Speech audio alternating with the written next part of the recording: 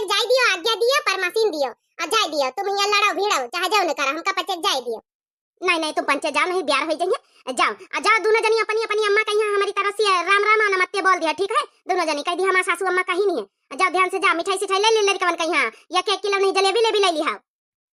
आई भक्तू अम्मा तुम हूं, जलेबी लेबी हमारे बच्चे घर में थोड़े कऊ खात है, काजू कतली छोड़ी कऊ लड़कवा यहाँ छुआत नहीं नउर कोनो मिठाई मां बच्चन के भतीजवा होरी, जलेबी थोड़े ले जावे बेइज्जती थोड़े करावे खाई नहीं। यहाँ कहीं बुआ लेके आई जलेबी काजू कतली ले जावे अम्मा हो।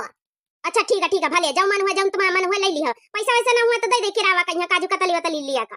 हरिया काहे नहीं सासू अम्मा, जब हैया पैसा तो 1000 2000 देन दिया फिर ले लिया बे अच्छे से अपन जौन है कि खाए पिए के यहाँ लड़कवन का यहाँ आ नहीं तो बेइज्जती होई तुम्हारी न होई, जलेबी लेबी लेके जावे तो देन दिया ना फिर। देखे रे दीदी अब अम्मा पैसा निखार के दे दिया है। हले पैसा 500 रुपया दू जनी हमसे ले लिया जाओ, 1000 रुपया आई दे 500 का है नोटे तो सही घरी है।